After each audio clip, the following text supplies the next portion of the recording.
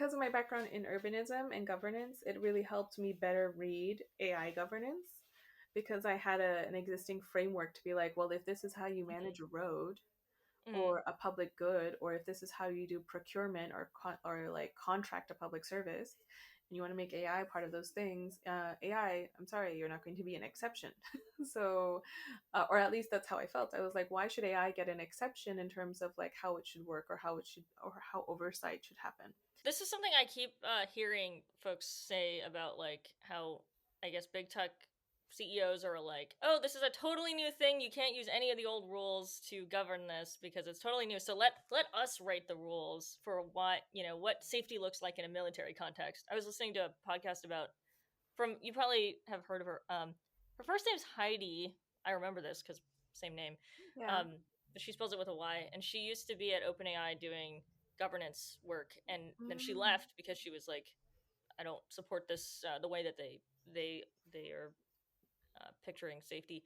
She was saying like there are international um, guidelines for what kinds of technologies can be used in military contexts and like international norms about what society historically believed to be permissible, and the industry is like, oh no, those we need to rewrite those rules, like, because Yeah. you can't actually apply them. I had to facilitate a workshop this weekend on if there would be a new AI register in Spain, what it would look like. And it was with people within civil society, and they just had to imagine it.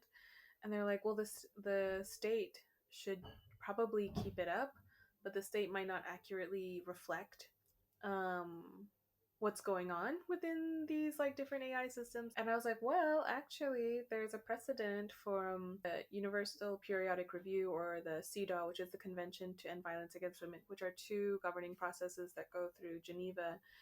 Uh, through the UN, which is countries submit a report. So CEDAW, the Convention to End Violence Against Women, is a convention that almost all the countries in the world signed, except for the United States, South Sudan, and another country, which is basically to put into law to ratify different parts of the Convention to End Violence Against Women.